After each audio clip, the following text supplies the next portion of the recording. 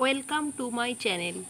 আজ আমি তোমাদের সঙ্গে যে বিষয় নিয়ে আলোচনা করব তা হলো জীব বৈচিত্র্য বা বায়োডাইভার্সিটি। পৃথিবী হলো বহু বিচিত্র রকমের লক্ষ লক্ষ জীব প্রজাতির আবাসস্থল। পৃথিবী সৃষ্টির বহু কোটি বছর পরে লক্ষ লক্ষ বছর ধরে বহু বিবর্তনের মধ্য দিয়ে এই বৈচিত্র্য এসেছে। এমনকি উন্নততর প্রাণী হিসাবে মানুষও এসেছে বহু বিবর্তনের পর।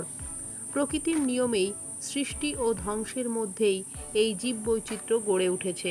প্রাকৃতিক পরিবেশে আণুবীক্ষণিক জীবসহ উদ্ভিদ ও প্রাণীকুলের সমাবেশে যে বৈচিত্র্যময় জীবমণ্ডল গড়ে ওঠে তাকে জীববৈচিত্র্য বলে। 1986 সালে ওয়াল্টার রোজেন স্মিথ সর্বপ্রথম জীববৈচিত্র্য তথা বায়োডাইভার্সিটি শব্দটি ব্যবহার করেন।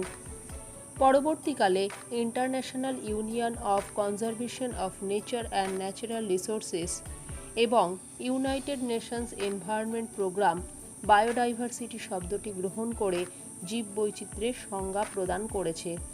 সেই সংজ্ঞাটি হল কোনো একটি নির্দিষ্ট অঞ্চলের সমস্ত জিন, প্রজাতি ও বাস্তুতন্ত্রের বৈচিত্র্য ও সমগ্রতাকে জীববৈচিত্র্য বলে।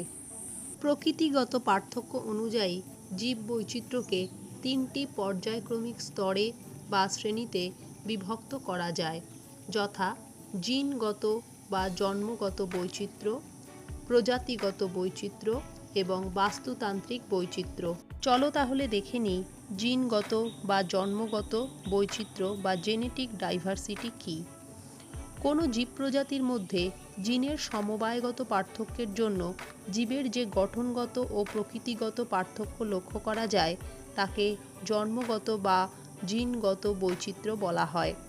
যেমন ম্যাগনিফেরা ইন্ডিকা হলো আম প্রজাতির বৈজ্ঞানিক নাম।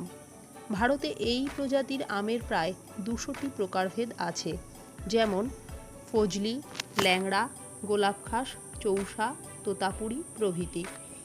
কোনো একটি প্রজাতির জীব জনসংখ্যা সুষম হারে বৃদ্ধি পেলে জন্মগত বৈচিত্র্য রক্ষিত হয় এবং প্রজাতিটি সংশ্লিষ্ট পরিবেশের পরিবর্তনের সাথে অভিযোজিত হতে সাহায্য করে।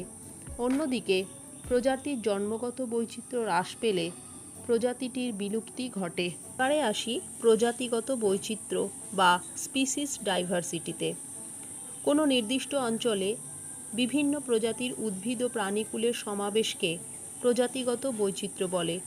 প্রাকৃতিক বাস্তুতন্ত্রে উদ্ভিদ ও প্রাণী প্রজাতির সংখ্যা সর্বাধিক হয়।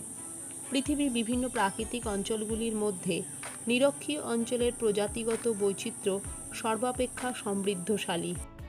অন্যদিকে মনুষ্য নিয়ন্ত্রিত বাস্তুতন্ত্রে প্রজাতিগত বৈচিত্র্য সর্বাপেক্ষা কম। যেমন রোপিত বনভূমিতে কেবলমাত্র নির্দিষ্ট প্রজাতির উদ্ভিদ রোপণ করা হয় বলে এইরূপ বনভূমিতে জীববৈচিত্র্য খুবই কম। অপরদিকে স্বাভাবিক বনভূমি অঞ্চলে প্রধান প্রধান উদ্ভিদ গোষ্ঠীর সঙ্গে অন্যান্য অনেক নির্ভরশীল উদ্ভিদ প্রজাতি জন্মায়। স্বাভাবিক অরণ্যের উদ্ভিদের উপর নির্ভরশীল বহু প্রজাতির প্রাণী গোষ্ঠীরও সমাবেশ সেখানে দেখা যায়। এখন দেখে নিই বাস্তুতান্ত্রিক বৈচিত্র্য বা ইকোসিস্টেম ডাইভার্সিটি কী। পৃথিবীর বিভিন্ন জলবায়ু অঞ্চলে জলবায়ু ও ভূমিরূপের পার্থক্যের জন্য বিভিন্ন প্রজাতির উদ্ভিদ ও প্রাণীর সমাবেশে বিভিন্ন ধরনের বাস্তুতন্ত্র গড়ে উঠেছে। এইরূপ বাস্তুতন্ত্রের বিভিন্নতাকে বাস্তুতান্ত্রিক বৈচিত্র্য বলে। পৃথিবীতে উপস্থিত বাস্তুতন্ত্রগুলির স্বাতন্ত্র্যতা অনুযায়ী বাস্তুতন্ত্রগুলিকে প্রধানত 4টি ভাগে ভাগ করা যায়, যথা 1. অরণ্যের বাস্তুতন্ত্র ফরেস্ট ইকোসিস্টেম। 2. তৃণভূমির বাস্তুতন্ত্র গ্রাসল্যান্ড ইকোসিস্টেম। 3. মরুপ্রায় ও মরু অঞ্চলের বাস্তুতন্ত্র semi arid and desert ecosystem. 4. জলভাগের বাস্তুতন্ত্র অ্যাকোয়াটিক ইকোসিস্টেম। এখন আসি জীববৈচিত্র্যের গঠন বা কম্পোজিশন অফ বায়োডাইভার্সিটিতে। পৃথিবীর মোট আনুমানিক জীব প্রজাতির সংখ্যা প্রায় 1 থেকে 3 কোটি, তবে আমাদের জানা জীব প্রজাতির সংখ্যা প্রায় 21,31,100। মোট জীবিত প্রজাতির 70% অমেরুদণ্ডী প্রাণী। আবার অমেরুদণ্ডী প্রাণীর প্রায় 70%ই হল কীটপতঙ্গ। যদিও সংখ্যায় অল্প, তথাপি পক্ষীকুল ও স্তন্যপায়ী প্রাণী জীববৈচিত্র্যের মূর্ত প্রতীক তথা প্রতিভূ। এবারে আসি জীববৈচিত্র্যের বৈশ্বিক বন্টন বা স্প্যাশাল ডিস্ট্রিবিউশনে। সারা বছরব্যাপী অধিক উষ্ণতা ও পর্যাপ্ত পরিমাণ বৃষ্টিপাতের কারণে নিরক্ষীয় অঞ্চলে সর্বাধিক জীববৈচিত্র্য লক্ষ্য করা যায়। নিরক্ষরেখা থেকে উত্তর ও দক্ষিণে উচ্চ অক্ষাংশের দিকে প্রতিকূল জলবায়ুর জন্য ও হিমযুগগুলিতে হিমবাহের বিস্তৃতির কারণে বহু উদ্ভিদ ও প্রাণী প্রজাতি অবলুপ্তি ঘটেছে। তাই নাতিশীতোষ্ণ অঞ্চলে ও এর উত্তর ও দক্ষিণে মেরু অঞ্চলের দিকে জীববৈচিত্র্য অনেকাংশে হ্রাস পেয়েছে।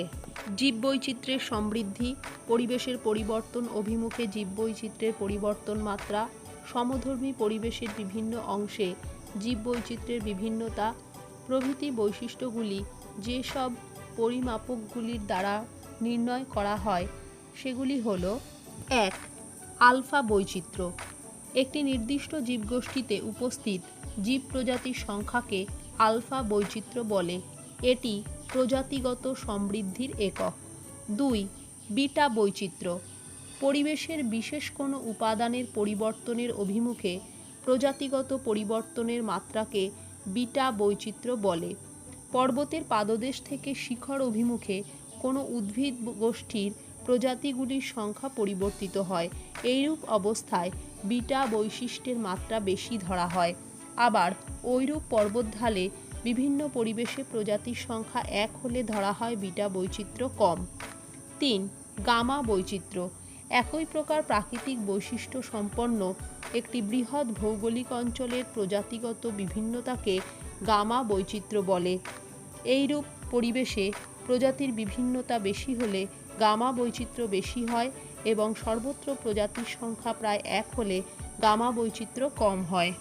জীববৈচিত্র্য সতত পরিবর্তনশীল। জীব প্রজাতির সংখ্যার তারতম্যই এই পরিবর্তনের অন্যতম কারণ। স্থান ও কালভেদে জীববৈচিত্র্যের পরিবর্তনের হারও পরিবর্তনশীল। নতুন উদ্ভিদ ও প্রাণী প্রজাতির আবির্ভাব ও পুরনো প্রজাতির বিনাশই জীববৈচিত্র্য বিবর্তনের অন্যতম কারণ। পৃথিবীতে জীবের জীবনধারণের উপযোগী পরিবেশ তৈরি হতে প্রায় 400 কোটি বছর কেটে যায়। এরপর পৃথিবীতে শ্যাওলা জাতীয় উদ্ভিদ ও অমেরুদণ্ডী ক্ষুদ্রাকার প্রাণী আবির্ভূত হয়। তখন থেকেই শুরু হয় জীববৈচিত্র্যের ক্রমবিকাশ। 50 থেকে 54 কোটি বছর পূর্বে পৃথিবীতে প্রথম খোলকযুক্ত প্রাণীর আবির্ভাব ঘটে। জলজ প্রাণী হিসাবে মাছের আবির্ভাব ঘটে অর্ডোভিসিয়ান যুগে। এরও কিছু পরে ডেভোনিয়ান যুগে পতঙ্গ, উভচর প্রাণী, দানাযুক্ত বীজ প্রদায়ী উদ্ভিদ, উড়ন্ত পতঙ্গ ভূপৃষ্ঠে আবির্ভূত হয়। পার্মিয়ান যুগের শেষের দিকে ট্রাইবোলাইট পৃথিবী থেকে বিলুপ্ত হয়। মেসোজোয়িক যুগের প্রারম্ভে স্তন্যপায়ী প্রাণী ও ডাইনোসরের আবির্ভাব ঘটে। এবারে আসি জীববৈচিত্র্যের বিনাশে। কোনো প্রজাতির সর্বশেষ জীবটির দেহস্থিত জীবের ডিএনএ পৃথিবী থেকে চিরতরে অপসৃত হয়, অর্থাৎ উক্ত জীবটি কোনো বংশধর না রেখে মারা যাওয়ার এই ঘটনাকে জীব প্রজাতির বিলুপ্তি বা জীববৈচিত্র্যের বিনাশ বলে। বিলুপ্তির প্রকৃতি অনুযায়ী প্রজাতির বিনাশকে প্রধানত 4 ভাগে ভাগ করা যায়। 1. সম্পূর্ণ বিলুপ্ত। পৃথিবীতে কোনো প্রজাতির সর্বশেষ জীবটি মারা গেলে তার দেহস্থিত জিনের ডিএনএ ধ্বংস হলে পৃথিবীতে ওই জীব সম্প্রদায়ের পুনরায় আবির্ভাবের কোনো সম্ভাবনা আর থাকে না।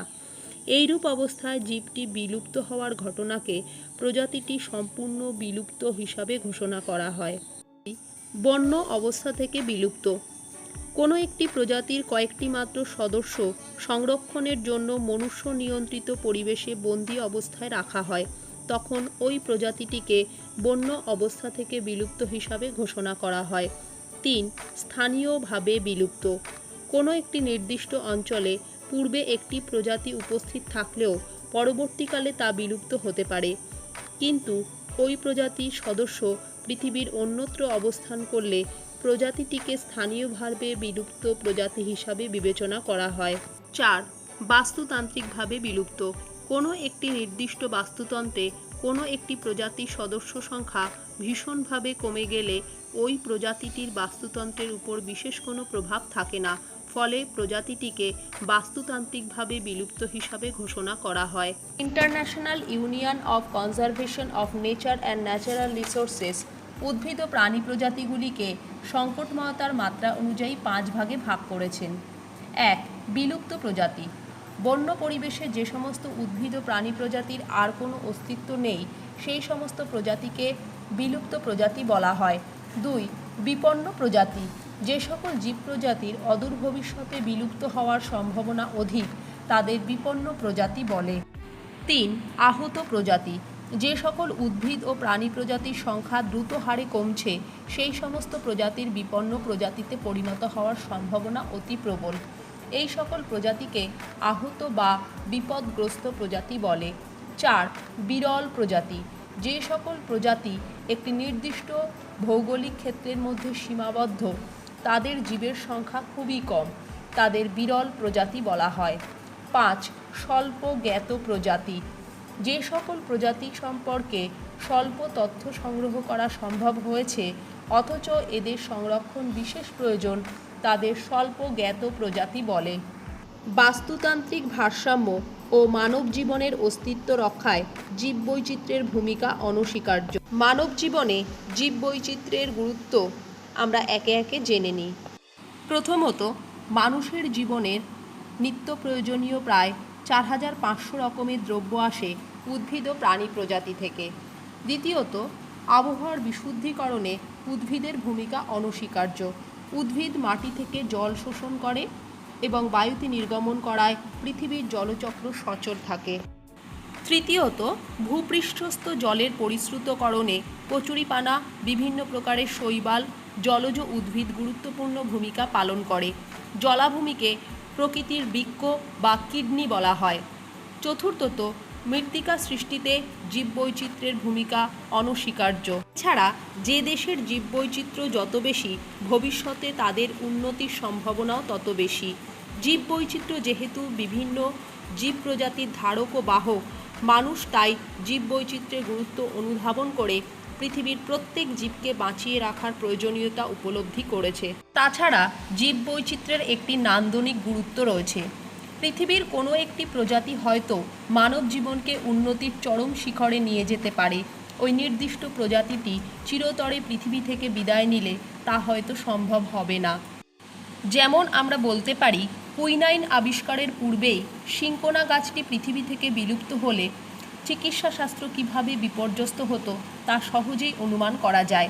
তাই ভবিষ্যৎ প্রজন্মের কথা মাথায় রেখে পৃথিবীর প্রতিটি জীবকে সংরক্ষণ করা দরকার। তবে পৃথিবীতে আবির্ভূত বহু প্রজাতি পৃথিবী থেকে আজ চিরতরে অবলুপ্ত। বিজ্ঞানীদের মতে প্রজাতির অবলুপ্তি একটি স্বাভাবিক ঘটনা। বর্তমানে পৃথিবীতে জনসংখ্যার অভাবনীয় বৃদ্ধি ও ধ্বংসাত্মক কার্যকলাপের ফলে জীব প্রজাতি অকল্পনীয়ভাবে বিলুপ্ত হচ্ছে। প্রজাতির অবলুপ্তির কারণে প্রথমেই জলবায়ুর পরিবর্তনের কথা বলবো।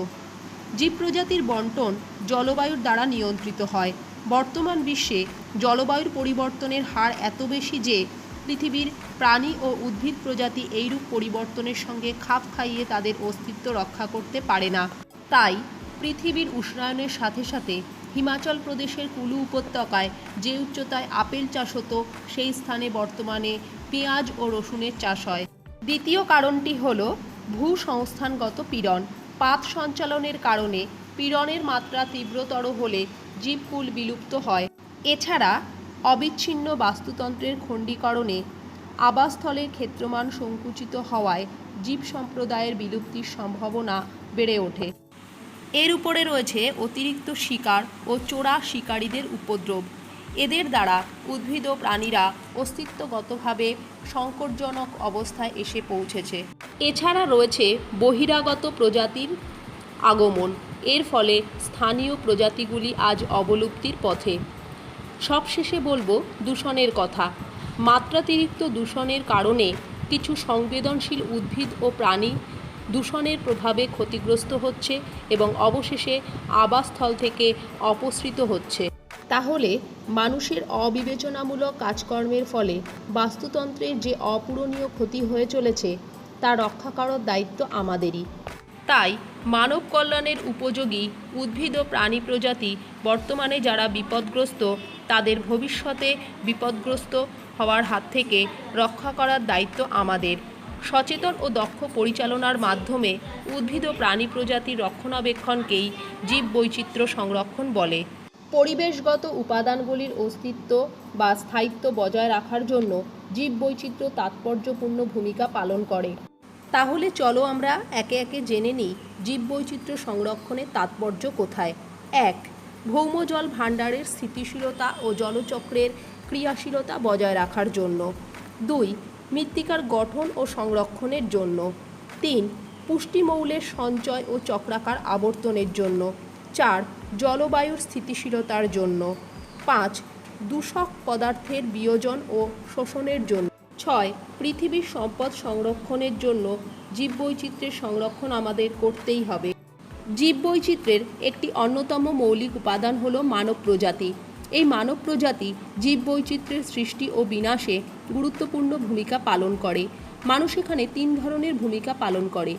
1. সৃষ্টিকর্তা হিসাবে জীববৈচিত্র্য সৃষ্টিতে মানুষের ভূমিকা অনস্বীকার্য। 2. ভোগকারী হিসাবে খাদ্যদ্রব্যের চাহিদা পূরণের কারণে এবং নিজের অন্যান্য চাহিদা মেটানোর জন্য মানুষ এই জীববৈচিত্র্যকে কাজে লাগায়, ভোগ করে। 3. ধ্বংসকারী হিসাবে জীববৈচিত্র্যের বিনাশেও মানুষ ভূমিকা পালন করে। বর্তমানে কৃষি ও শিল্পের প্রসার, নগরায়ন এবং ক্রমবর্ধমান উন্নতির কারণে মানুষ নির্বিচারে জীববৈচিত্র্য ধ্বংস করছে।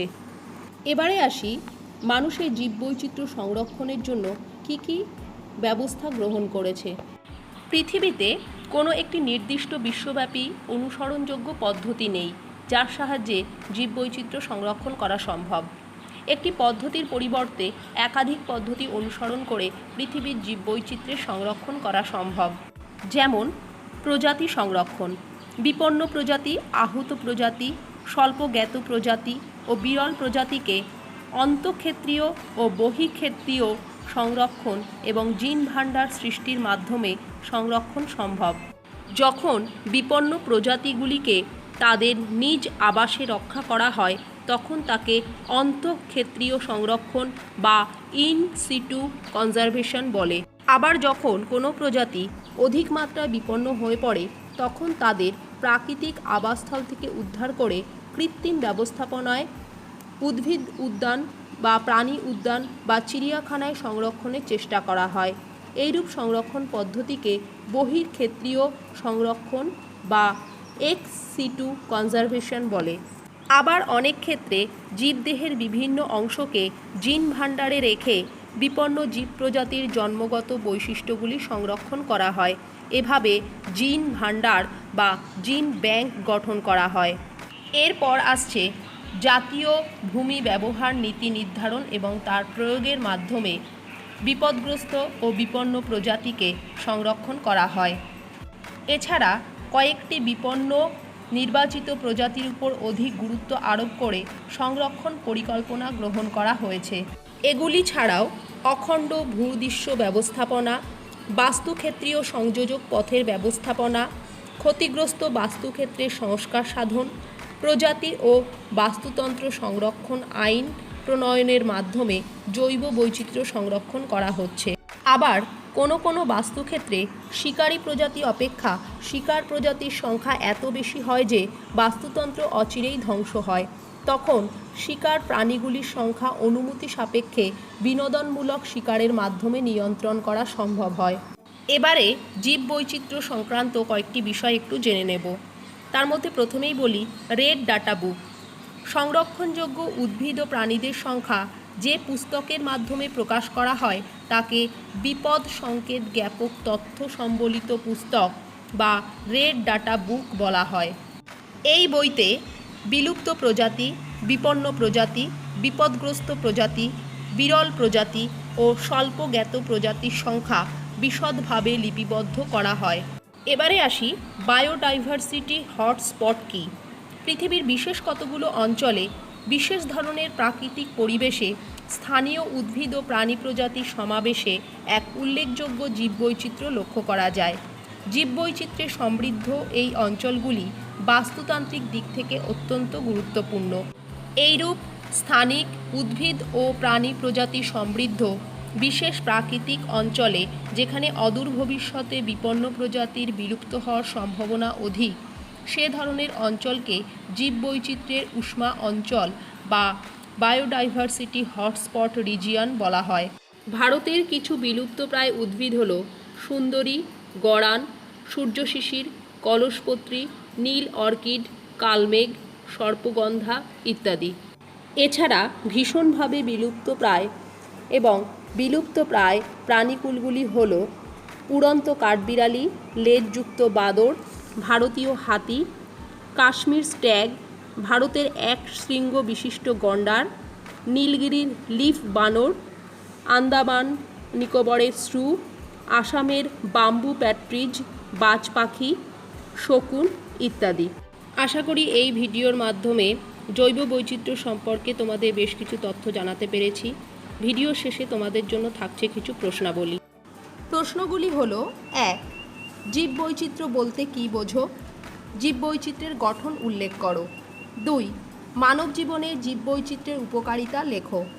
জীববৈচিত্র্য সংরক্ষণের উপায়গুলি কী? 3. ক. বিরল প্রজাতি কী? উদাহরণ দাও। খ. রেড ডাটা বুক কী? গ. বায়োডাইভার্সিটি হটস্পট বলতে কী বোঝো? উদাহরণ দাও। আজ তাহলে এ পর্যন্তই। সকলে সুস্থ থেকো, ভালো থেকো, আমার চ্যানেলটি দেখতে থাকো। ধন্যবাদ সকলকে।